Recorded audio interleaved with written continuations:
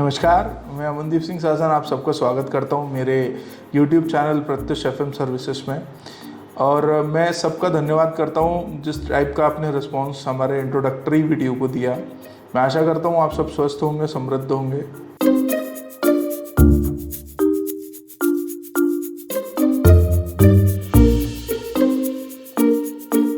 जो आज का टॉपिक रहने वाला है वो रहने वाला है रिस्क प्रोफाइलिंग। क्यों ये इम्पोर्टेंट है, क्यों ये किसी इन्वेस्टर के लिए उतना ही ज़रूरी है जितना ज़रूरी एक कोई इन्वेस्टमेंट एवेन्यू को सेलेक्ट करना होता है। रिस्क प्रोफाइलिंग का सिंपल सा डेफिनेशन या सिंपल सा मतलब अगर हम समझना चाहें, किसी भी एक इंडिविजुअल जो कि एक इन्वेस्टर है वो उसका विलिंगनेस या उसका कंफर्ट कि वो कहाँ तक का रिस्क ले सकता है। फॉर एग्जांपल वो अगर मैं बोलूँ कि अगर उसे 10,000 रुपये कहीं इन्वेस्ट करना है तो वो इसमें बहुत कंफर्टेबल रहेगा कि उसका जो 10,000 है कुछ टाइम के लिए वो 9,700 हो जाए या 9,600 हो जाए। तो उसकी जो रिस्क है, उसका जो विलिंगनेस है to take the risk is basically called risk profiling. और रिस्क प्रोफाइलिंग इसलिए ज़रूरी होती है, अधिकतर हम देखते हैं कि हमें ये बोला जाता है कि हाँ, ब्लू चिप कैटेगरी के आप स्टॉक्स ले सकते हैं, आप मिड कैप कैटेगरी के स्टॉक्स ले सकते हैं, या आप म्यूचुअल फंड्स ले सकते हैं, या आप जो है एफडीज में पैसा डाल सकते हैं, या आप जो है बॉन्ड्स में पैसा डाल सकते हैं, आप प्रॉपर्टी में इन्वेस्ट कर सकते हैं। तो एवेन्यूज़ अगर देखेंगे तो एक इंडियंस के एज एन इंडियन मेरे पास खाली 4 ही ऑप्शंस हैं जहाँ पे मैं मेरा पैसा पार्क कर सकता हूँ। वो है गोल्ड, रियल स्टेट, इक्विटी और डेट। इसके अलावा मेरे पास ऑप्शन नहीं है। बट क्या मेरे लिए सबसे आइडल इन्वेस्टमेंट कौन सा है जो कि मुझे अच्छा रिटर्न के साथ में, जो मेरे सर्टन जो गोल्स मैंने जिसके तहत मैंने उसको अलाइन कर रखा है, तो वो मैं क्या किस एवेन्यू से या किस इन्वेस्टमेंट से उसको पूरा कर सकता हूँ। तो इसमें जो सबसे वाइटल रोल प्ले करता है वो करता है रिस्क प्रोफाइलिंग। अगर मैं इसे सिंपल उदाहरण के तौर पे देखूँ कि किसी एक इंसान को 1 करोड़ रुपए चाहिए 20 साल के बाद में, उसके पीछे उसका उद्देश्य हो सकता है कि चाइल्ड एजुकेशन के लिए उसको चाहिए हो या उसको खुद की रिटायरमेंट के लिए चाहिए हो। बट वो जो 1 करोड़ रुपया आएगा कैसे, क्या वो इतना रिस्क लेने को तैयार है कि वो इन्वेस्टमेंट अमाउंट कितना कर सकता है उसके अगेंस्ट में वो इतना रिटर्न ले ले। फॉर एग्जांपल वो बोले कि मैं सर 5,000 रुपये से ज़्यादा या 10,000 रुपये से ज़्यादा इन्वेस्ट नहीं कर सकता हूँ मंथली, पर मुझे चाहिए 1 ही करोड़ रुपये। तो क्या उसको एफडी एक अच्छा उसके लिए ऑल्टरनेटिव रहेगा, या क्या उसके लिए स्मॉल कैप्स कैटेगरी के फंड्स या स्टॉक्स अच्छा रहेंगे। तो ये एक प्रॉपरली बिना रिस्क प्रोफाइलिंग के कोई भी एक फाइनेंशियल एडवाइज़र आपको ये सजेस्ट नहीं कर पाएगा। फॉर एग्जांपल आपकी रिस्क प्रोफाइलिंग मॉडरेट कैटेगरी की है तो आप एक मॉडरेट रिस्क ले सकते हैं। अब मॉडरेट रिस्क में कौन कौन सी चीज़ें आती हैं, एग्रेसिव में कौन कौन सी चीज़ें आती हैं और कंजर्वेटिव में कौन कौन सी चीज़ें आती हैं, हम आगे देखेंगे।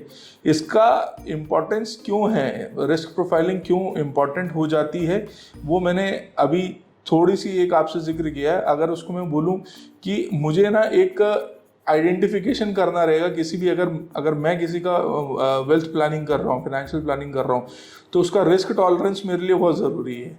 तो मैं जब तक समझूंगा नहीं कि वो किस टाइप का रिस्क ले सकता है तो मैं उसको एवेन्यूज़ भी सजेस्ट नहीं कर पाऊंगा।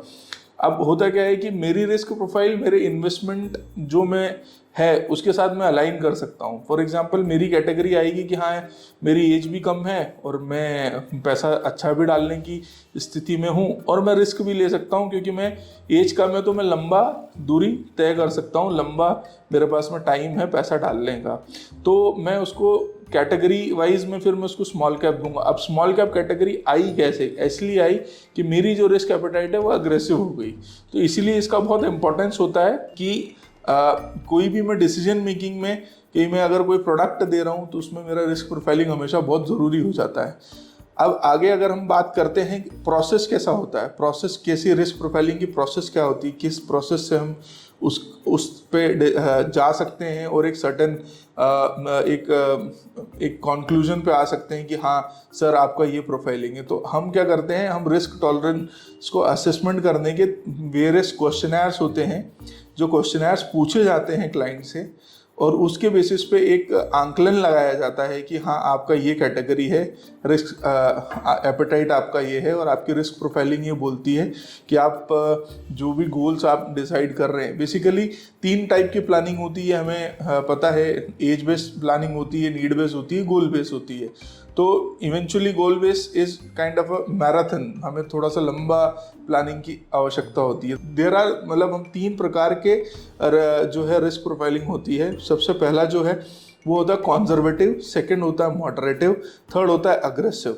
तो कॉन्जर्वेटिव मतलब कि वो व्यक्ति जिसने क्वेश्चनर में फिल किया है फॉर एग्जांपल कि नहीं मैं I am not ready to bear losses for a short term of a time also, मैं छोटी अवधि में भी मुझे लॉस ना हो, मुझे आप ऐसा कोई इन्वेस्टमेंट बताइएगा। तो फिर हमारे संज्ञान में एज एन फाइनेंशियल एडवाइज़र मुझे मेरे संज्ञान में ये चीज़ लेके आनी पड़ेगी कि मुझे कोई ऐसा एक प्रोडक्ट देना है जहाँ पे इनको लॉसेस के जो चांसेस हों वो नेगेटिव हों। तो अब वो कौन से एवेन्यूज़ आ जाते हैं, फिक्स डिपॉजिट हो गया, नॉन कन्वर्टेबल डिवेंचर्स हो गए और आपके बॉन्ड्स हो गए। तो ये चीज़ें हैं जो मैं उनको सजेस्ट कर सकता हूँ, या प्रॉपर्टी में कुछ सजेस्ट कर सकता हूँ।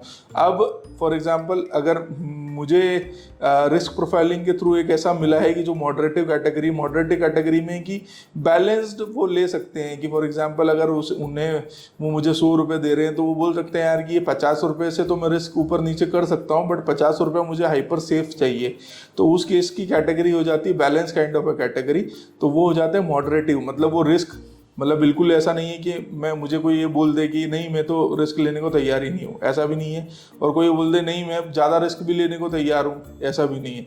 तो वो मीडियम एक कैटेगरी में आते हैं। उसके लिए जैसे रीट्स हो गए, जो है रियल एस्टेट इन्वेस्टमेंट ट्रस्ट होते हैं, उनके थ्रू कोई हो गया। Balance kind of hybrid category, saving category के जो फंड्स हो गए जहाँ पे आपका डेट का पोर्शन रहता है, इक्विटी का पोर्शंस रहते हैं, तो वहाँ पे मैं सजेस्ट कर सकते हैं। अब जैसे मैंने पहले भी एग्जांपल लिया था एग्रेसिव कैटेगरी का। एग्रेसिव कैटेगरी में कि फॉर एग्जांपल एक यंग बॉय है 30 साल का जो अभी 30 साल और काम करने वाला है, उसने रिटायरमेंट का जो क्वेश्चनर में हमें रखा हुआ है कि हम 60 साल में वो रिटायर होने वाला है। तो 30 साल उसके पास टाइम है, वो बोलता है कि हाँ मैं तैयार भी हूँ कि मुझे फॉर ए शॉर्ट टाइम या मुझे लॉस भी हो कुछ टाइम के लिए, मैं उस लॉस के साथ भी कैरी कर सकता हूँ और मैं कहीं डिविएट नहीं होऊंगा। और रिटर्न्स की कैटेगरी में उसने मुझे हमें डाला है कि मुझे तो 15% से ज़्यादा रिटर्न चाहिए, तो हम उसको जो है एग्रेसिव कैटेगरी में रखेंगे। अब एग्रेसिव कैटेगरी में कौन कौन से जैसे हो गए, इमर्जिंग मार्केट के कोई स्टॉक्स हो गए और इमर्जिंग मार्केट के फंड्स हो गए, multi cap category, theme basis भी हम उनको, जैसे बिजनेस साइकिल फंड का कोई थीम चल रही है उस बेसिस पे हम उसको फंड्स दे सकते हैं, स्मॉल कैप कैटेगरी दे सकते हैं, मिड कैप कैटेगरी दे सकते हैं। तो ये तो जो हो गया कि ये टाइप्स हो गए कि उस टाइप पे वो रेडी है कि हाँ मुझे रिस्क है। और हमेशा ये बात है कि रिस्क टू रिवॉर्ड रेशियो भी है ना रिस्क प्रोफाइलिंग के हिसाब से काम करता है। अगर किसी की रिस्क प्रोफाइलिंग बहुत मॉडरेट है तो वो अगर ये उम्मीद करे कि मुझे जो रिटर्न चाहिए, रिवॉर्ड चाहिए वो ज़्यादा चाहिए, तो वो पॉसिबल नहीं होगा, क्योंकि वो रिस्क भी उतना ही कम या उतना ही न्यूट्रल लेके चल रहा है या बैलेंस्ड वे में लेके चल रहा है, तो उसको रिटर्न भी जो आएंगे वो बैलेंस्ड कैटेगरी में आएंगे या उसको उतने ही संतुलित रिटर्न्स मिलने चाहिए। तो वो एक जो ब्रिज रहता है रियलिटी वर्सेस एक्सपेक्टेशंस का, वो एक काम करता है रिस्क प्रोफाइलिंग उस बीच में। तो हमारा कई बार कोई बोलते हैं कि मुझे रिटर्न्स तो 18-20% चाहिए बट यार मुझे इक्विटी में जाना नहीं है, तो ऐसे तो कोई इन्वेस्टमेंट्स एवेन्यू अवेलेबल है नहीं है। तो फिर वहाँ हमारा एक धर्म हो जाता है कि हम उन्हें रियलिटी से अवगत कराएं कि ऐसा कोई सिनारियो नहीं है जहाँ आप ना रिस्क लेते हुए भी ज़्यादा रिटर्न्स बना पाएंगे। अब जो बेनिफिट्स हम ऑलरेडी डिस्कस कर चुके हैं कि क्या क्या बेनिफिट्स रहते हैं इसके। अब जहाँ अगर बात होती है किसी भी type of investments risk profiling के साथ मैच करके दिए गए, वहाँ पे रिव्यू भी एक बहुत महत्वपूर्ण होता है कि अगर हमने कोई रिव्यू किया है वो आपके पोर्टफोलियो जो डिज़ायर्ड रेट ऑफ पोर्टफोलियो होना चाहिए उसको मैच कर रहा है कि नहीं कर रहा है। तो सिंपल सी अगर ये बात करें कि हमें क्लाइंट का कम्युनिकेशन हमें क्लाइंट के साथ में बना के रखना पड़ता है एज एन फाइनेंशियल एडवाइज़र, और वाइसी वर्सा अगर मैं बात करूँ बीइंग अगर कोई मेरा फाइनेंशियल एडवाइज़र है जिसको मैंने बोला है कि सर ये मेरा रिस्क प्रोफाइल आपने अच्छा बता दिया और आप इसको अकॉर्डिंगली आप मेंटेन करें, तो मेरा भी ये है कि अगर मुझे रिव्यू दिखता है कि मैं फॉर एग्जांपल 5 महीने हो गए, 6 महीने हो गए, अगर वो रिटर्न्स उस हिसाब से नहीं दे रहा है या 1 साल हो गया वो रिटर्न नहीं दे रहा है, अगर वो शॉर्ट टर्म गोल होता है बेसिकली, जो मैं बोल सकता हूँ कि सर जो आपने मुझे फाइनेंशियल एडवाइस दी थी उसके अकॉर्डिंग मुझे लगता है कि ये ऐसा हो रहा है, हो सकता है मैं गलत भी हूँ या सही भी हूँ। सो एक रिव्यू और एक क्लाइंट का कम्युनिकेशन जो है क्लाइंट के साथ में या अपने फाइनेंशियल एडवाइजर के साथ में वाइसी वर्सा, ये होना बहुत ज़रूरी है। हमें रिस्क प्रोफाइलिंग से इंटीग्रेशन भी हम कर सकते हैं short term to mid term goals का। ये बहुत ही एक अगेन एक टॉपिक है कि हम ऐसा डिसाइड कर सकते हैं कि सर जो आपका रिस्क प्रोफाइल बोल रहा है उसके अकॉर्डिंगली आप मिड टर्म गोल्स की तरफ ज़्यादा बात कर रहे हैं, बट आपने जो क्वेश्चनर में हमें लिख रखा है कि उसमें और आपने हमें जो बता रखा है कि नहीं मुझे जो पैसा है वो थोड़े कम टाइम के लिए पार्क करना है, तो वहाँ पे हमें ना उसको चेंज भी कर सकते हैं बेसिकली। और क्या फैक्टर्स हैं जो रिस्क प्रोफाइल को अफेक्ट करते हैं उस पर भी हम डिस्कशन कर लेते हैं। सबसे पहला तो होता है कि आपका एसेट और लाइबिलिटी का बैलेंस क्या है। फॉर एग्जांपल अगर मेरा मिस्टर ए मेरा नाम है और मैं 30 इयर्स का हूँ और मेरा लाइबिलिटीज़ में मेरे पास में होम लोन का एक EMI है जो कि 25,000 रुपये का है, मेरा जो सैलरी है वो फॉर एग्जांपल 60,000 का है, मेरा घर खर्च है 20,000 रुपये का, तो मेरा लाइबिलिटी वाइज में 40,000 मेरा लाइबिलिटीज़ है और 20,000 में सेव करता हूँ। उसमें मेरी नीड जो हो जाती है वो 5,000 की हो जाती है, 15,000 में बचाने को राज़ी हूँ, रेडी हूँ। और ये एक एग्जांपल हो गया। तो मेरी लाइबिलिटीज़ और मेरे एसेट्स मेरे पास में क्या क्या हैं। फॉर एग्जांपल मेरे पास में एक खुद का ओन्ड लैंड है जिसका नेटवर्थ फॉर एग्जांपल XYZ है, तो उसके अकॉर्डिंग भी एसेट और लाइबिलिटीज़ के बैलेंस के हिसाब से भी एक फैक्टर होता है जो बहुत वाइटल रोल करता है। जैसे मैंने मेरे सिनेरियो में रखा था कि 15,000 में सेव कर रहा हूँ, तो 15,000 से फिर मेरी रिस्क प्रोफाइलिंग का जो क्वेश्चनर में एक आंसर होगा कि मंथली में कितना एक क्वेश्चन होगा, तो उसमें मैं ये बोल सकता हूँ कि मंथली में कितना इन्वेस्ट कर सकता हूँ, तो उसमें मैं डाल दूंगा 15,000।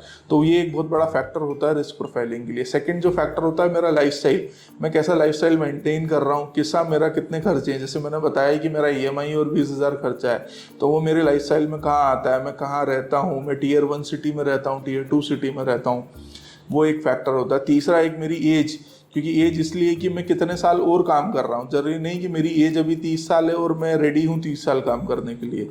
मेरी रिटायरमेंट प्लानिंग में मैंने बोल रखा है कि मुझे 50 साल में ही रिटायर होना है, तो मतलब मुझे 20 साल काम करना है। तो ये वो भी एक बहुत बड़ा फैक्टर होता है रिस्क प्रोफाइलिंग में। और जो चौथा जो फैक्टर है जो इफेक्ट करता है रिस्क प्रोफाइलिंग को, वो है हमारे फाइनेंशियल गोल्स।